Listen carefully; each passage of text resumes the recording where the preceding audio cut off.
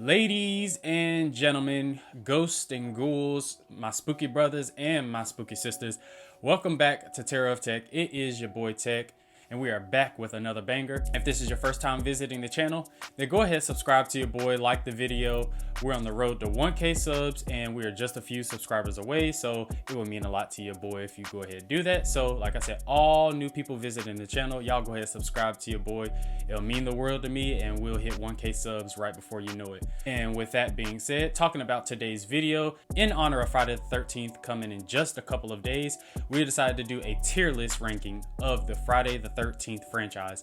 This is one of my favorite horror franchises, so this is something that I've been looking forward to, and it's also going to be very interesting to see what are some of your favorite Friday the 13th movies in this franchise, you know, because there's plenty of good ones and there's also plenty of shitty ones too, so you just never know which ones are sometimes people's favorites. So I really look forward to seeing what you guys say, so make sure you comment that down below. And I'm not even gonna talk y'all head off with an intro. We're gonna go ahead and jump into the video right now. So starting off this tier list, I'm sure everybody's familiar with tier lists, how there's S tier, which is the best tier, A tier is below that, B, C, D, E, so on and so forth. So with that being said, the very first film that we'll be putting in this ranking is Freddy versus Jason. And just to let everybody know, this is a ranking of the entire Friday the 13th franchise. So that includes movies like Freddy vs. Jason, and it includes the remake as well. Freddy vs. Jason is a movie that I actually do really enjoy. With them dropping this movie in 2003, it was the movie that has been anticipated for a very long time. Ideally, if this movie would have came out in the 80s, when both, you know, Jason and Freddy were at their peak, it would have been just that much better. And I think, you know, from a direction aspect, it probably also would have been better, just considering, like I said, both of the icons were at their peak. Considering we got this movie in 2003, we got a pretty decent cast. I do like Monica Keena as Lori, and being pretty much the lead or the heroine, and having some of the other people in here. Kurzinger as Jason wasn't too bad.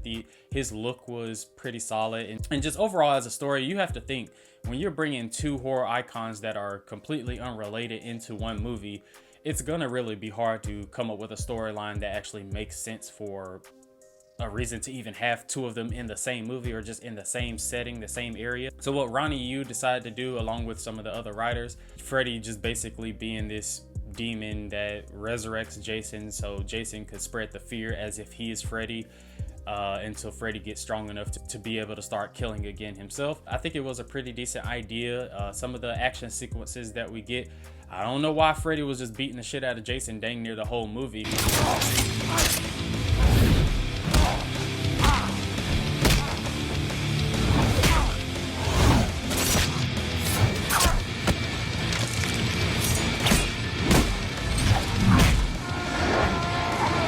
Especially considering the size difference and the strength difference between the two.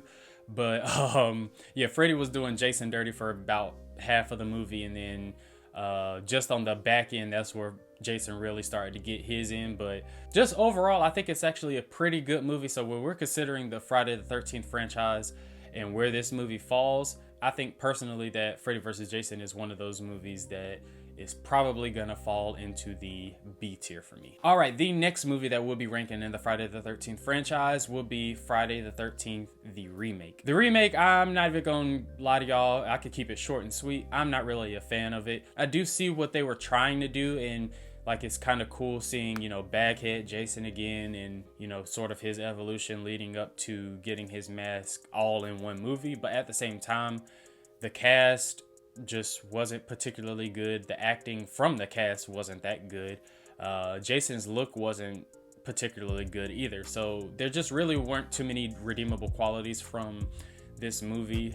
Is it too much to say about this movie that is going to end up being positive? So unfortunately for this movie, I'm going to put this movie in the D tier. The next movie that we'll be ranking in the Friday the 13th franchise is Friday the 13th Part 2. Friday the 13th Part 2 is a very good movie. It's pretty much good in almost every single aspect. Whether you want, you know, top-notch kills, top-notch cast and acting. And I mean, and when I say top-notch, I mean top-notch for the Friday the 13th movies. Yeah, of course, of course, these aren't award-winning performances or anything like that for the most part. But yeah, still, overall, very solid. Love Jenny, Paul, just the rest of the pack and that crew. So there's pretty much not anything to complain about when it comes to this movie. It does suck, I will say, if the MPAA didn't pretty much butcher a lot of the kills. So like, you know, a lot of these kills could have been longer, or, you know, some of these kills are alternate versions of, you know, more creative kills that they probably had the first time. But outside of that, and with it being a story and pretty much our first introduction to an adult Jason in this movie, I just really can't find too many things wrong with it. The portrayal of Jason was good. So yeah, I think that Friday the 13th Part 2 is for sure one of the best in the franchise. So to me, Friday the 13th Part 2 is going to go into the S tier. The next movie that we're ranking is Friday the 13th Part 3. This movie honestly is personally my favorite when it comes to this whole franchise. I don't know. I just love everything about Higgins Haven and Chris and the whole squad. Fox, Ali, and Loco, just everything about it. Just really love this movie. It feels homey. The portrayal by Richard Brooker was really good as well. He has this little weird Hunchback of Notre Dame thing going on. I don't know what's up with that, but outside of that, really great kills. The way Jason gets hung in the end of the movie is really good too. It looks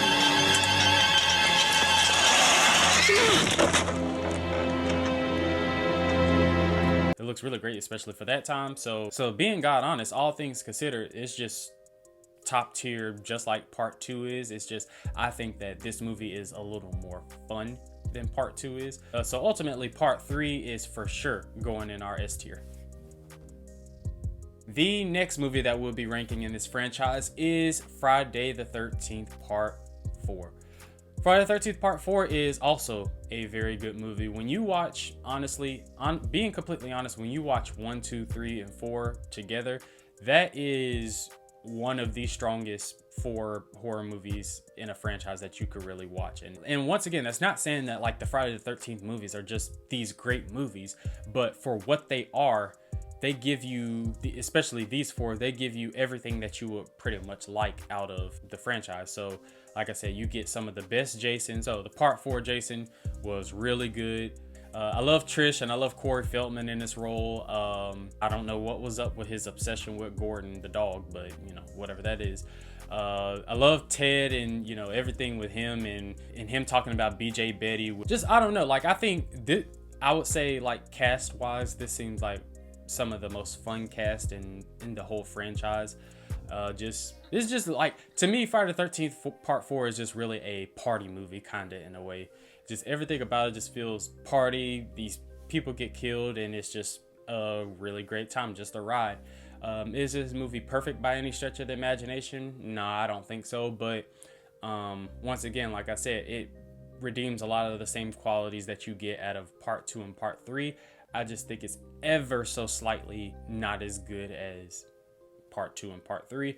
So with that being said, Part 4 for me is coming in at the A tier. Friday the 13th Part 5, A New Beginning. Now everybody knows that this movie is infamously known for not actually having Jason in it. All things considered, especially knowing that you don't know that he's not Jason until the very end of the movie. And overall, it's not as bad as a lot of people think it is. The one thing I will say is it is one of the most trashy Friday the 13th. Just, I don't know what it is. It just gives off a really trashy vibe. That's really the only way I could put it. But I don't really think it's a bad movie just because it doesn't feature Jason. So with that being said, I mean, I really like Reggie the Reckless and all of that good stuff. And so yeah, it's just, I mean, the cast is halfway decent, so really not a bad movie. Friday the 13th Part 5 would come in at the C tier. The next movie that we're ranking in this Friday the 13th franchise is Friday the 13th Part 6, Jason Lives. Growing up, this is easily my favorite Friday the 13th movie. Something about Part 6 just felt so, I don't really know how to explain it, but it just felt Hollywood, like everything about it. So it's like, yeah, you're getting your Jason, but it just felt like, an action movie version of the Friday the 13th horror franchise. Like I can't really explain it, but it just has a little bit of a charm to it. Bringing Tommy back as a character, but he's adult, played by Tom Matthews, and having Jennifer Cook in it, and finally for once we actually have kids at camp. So it just, I don't know, it just does a lot of things right. Now tonally it's not the best in the franchise, just because it does give off, you know, some goofy vibes here and there, especially in the paintball scene. But outside of that, it's just something about this movie, like I said, that has this charm. And just, I don't know, just like, I just don't really see how anybody could say that this is a bad movie in the franchise. I guess that's where I'm sort of going with it. But as I've aged, it's not as good as it once was because of some of those goofy scenes and, you know, the tonal changes. But at the same time, it is pretty solid, and especially for my nostalgia aspect, it's gonna hold it up a little bit. So for me, I think that Friday the 13th Part 6 will easily go into the B tier. All right, the next movie in the Friday the 13th franchise that we'll be ranking is Friday the 13th Part 7, The New Blood. This movie is basically Jason versus Carrie. I mean, telekinesis and going against Jason in the 1980s. This is where they really started to lose it. Like, this isn't really a good movie. That's just basically the easiest way that I could put it. I think Jason's look is one of the better looks in the entire franchise, but the cast isn't particularly good. The story for why we're even doing half of the stuff that we're doing isn't good. Just keeping it a bean with y'all, I just really don't see how this movie is going to rank high. Friday the 13th Part 7 is going to go into our D tier. The next movie that we'll be ranking is Friday the 13th Part 8. This is Jason on a boat, and like, yeah, of course. Okay, the movie says, you know, Jason takes Manhattan. One, I think that's already pretty weird, but one, I don't think that's necessarily a great idea, especially considering he's always, for the most part, been somewhere around Crystal Lake, or, you know, some of the surrounding areas of Crystal Lake. All of a sudden, now he's taking a boat to New York. And even if this movie featured Jason in New York pretty much the whole time, I still don't necessarily see how it would just be this great movie. So that isn't particularly good. And then you couple that with the cast that isn't particularly strong. So there's just so many different things that are going against it. And then pretty much like the final demise of Jason basically having sewer water run over him, and then he ends up turning into a little boy. Yeah. There's no way that this is going to rank high. So y'all already know where this movie is going. This movie is going into the D tier. The next movie that we'll be ranking is Jason Goes to Hell. Also a not good movie. That's honestly the problem with the back half of the Friday the 13th movies. They're just really not that good at all. But one thing I will say for this movie is this movie truly is the definition of a guilty pleasure for me, and a lot of it has to do with nostalgia. My mom bought this movie for me on DVD, I think one of the Christmases back when I was younger. I used to put this on all the time, and I just thought that it was just the weirdest Friday the 13th, but I just enjoyed it. I don't know what it was. Like, I like Creighton Duke as a character. I don't know, just some of the other things. And, you know, my mom would watch it from time to time with me as well, so we would just make, you know, different jokes and cracks on different things that happen in the movie. So when it comes to that value, and I think it has a pretty good rewatch value, at least for me. Like, I can watch it and understand that the movie is stupid as hell, but still enjoy it. As a story and just as a Friday the 13th movie, this movie is a D tier for sure. But my love for it on the low is really what's gonna probably bump it up to that C tier. So that is exactly where Jason Goes to Hell is going. The next movie that we'll be ranking in this franchise is Jason X, aka Jason Goes to Space. This movie is dog shit. I mean, there just isn't any way around it. I think this is the worst out of all of the Friday the 13th franchise. Like, if I could put this in a D-, that's exactly where it would go. Cause just everything about it just doesn't make sense. One, why is Jason in space? And I understand, like I said, when you're in the latter sequels of a movie franchise, you really do kind of get this creative liberty to sort of make the movie however you want to make it, just because so much of the franchise has already been done. So you have to come up with some creative way to even keep the franchise going. So I get it. It's just, why did we need him in space at all things? That's what I'm getting at. So like, I really don't understand that. Uber Jason doesn't really make it that much better either. So yeah, this movie is for sure D tier. And the last Friday the 13th movie in the franchise that we have to rank is none other than the Friday the 13th original.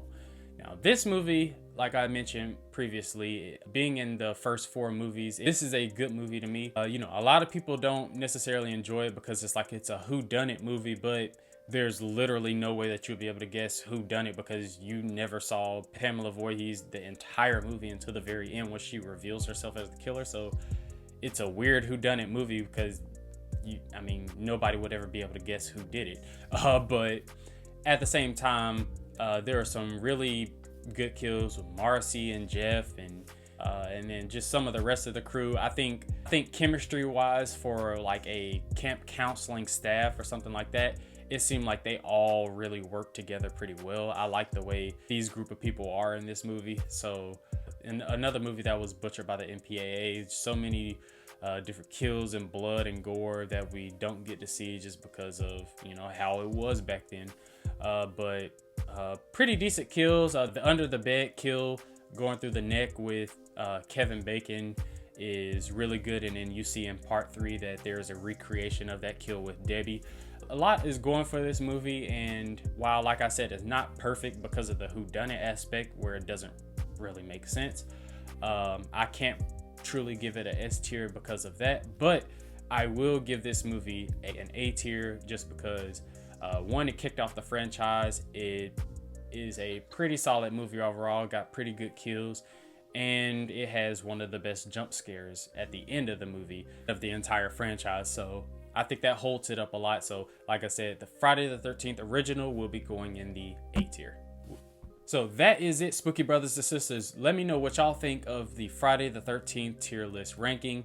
I know some of these are probably going to be a little controversial because I know, some people actually do like movies like Friday the 13th Part 7 and Part 8. And some people can like, movies like Part 3 a little less than what I do. So it'll be interesting to see what you all say.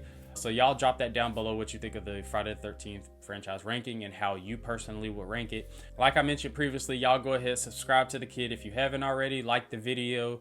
That road to 1K subs is right around the corner. I can feel it. So share the video with your friends or anybody that you know that loves horror. We all family around here. We all love horror, and I'm just here to drop bangers for y'all. So y'all got something to look forward to in between all these beautiful movies that we get every single year. And with that being said, I also have to ask you guys question number 4 of our Blu-ray giveaway that we'll be doing at the end of this month. Only one question is left after this, and then we'll be announcing who is the winner for the Blu-ray. Question number 4. I've mentioned some of the Friday the 13th actor names, but the one that I didn't mention for sure is part 4. So the question that I have for you guys is, what is the name of the stuntman / actor who played Jason in Friday the 13th part 4? Y'all drop that down below. Like I said, I'll be monitoring all the answers and locking those in. And as I said, after the next video, then I'll be announcing who is the winner. And we'll make sure that we get that Blu-ray giveaway shipped out to that winner. But yeah, that's all I got for y'all spooky gang. And y'all already know the vibes. Y'all stay blessed and y'all stay spooky.